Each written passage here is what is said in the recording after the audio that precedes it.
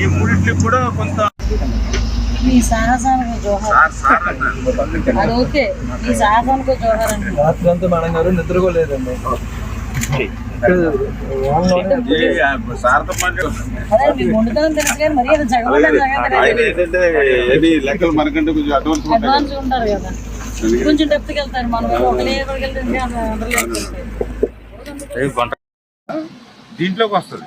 ఇది కృష్ణాకు పోతుంది. ఈ వాటర్ విజయవాడకు వస్తుందండి. అంటే మనకి ముందు 3 అరెస్ట్ చేసుకుంటే విజయవాడకి వాటర్ క్లోజ్ అయిపోతుంది. ఇంకా ఇది అరెస్ట్ చేస్తానే విజయవాడ వాటర్ తగ్గుతుంది.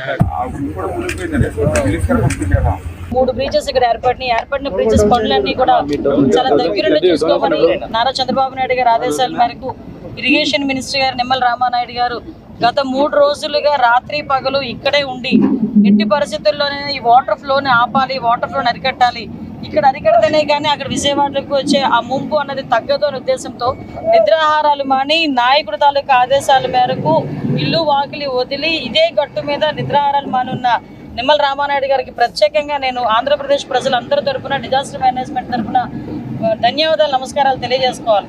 ఎందుకంటే నేను ఇక్కడికి వచ్చాను, ఒకసారి చూద్దాము అసలు బుడమేరు విషయం ఎలా ఉంది ఏంటనేది చూద్దామని చెప్పి ఈరోజు ఇక్కడికి రావటమే చాలా కష్టం వచ్చి ఇక్కడికి ప్రయాసం వచ్చి ఇక్కడ రావడం జరిగింది. ఇక్కడికి వచ్చిన తర్వాత ఇక్కడ వర్క్ చూస్తూ ఉంటే అసలు నిజంగా ఇలాంటి వర్క్ ఉన్న చోటకి జగన్మోహన్ రెడ్డిని ఒక్కసారి ఇక్కడ తీసుకురావాలి. ఎందుకంటే బుడమేరు అంటే ఒక నది, బుడమేరు గేట్లు ఎత్తాడు, బుడమేరు అంటే ఏంటో కూడా తెలియని వ్యక్తి సీఎం అయిపోయి 5 సంవత్సరాలు ప్రజల తాలూకా కష్ట నష్టాలని పక్కన పెట్టి సుమారుగా 5 సంవత్సరాలు కూడా తన లాభాపేక్ష గురించి పరిపాలించిన వ్యక్తి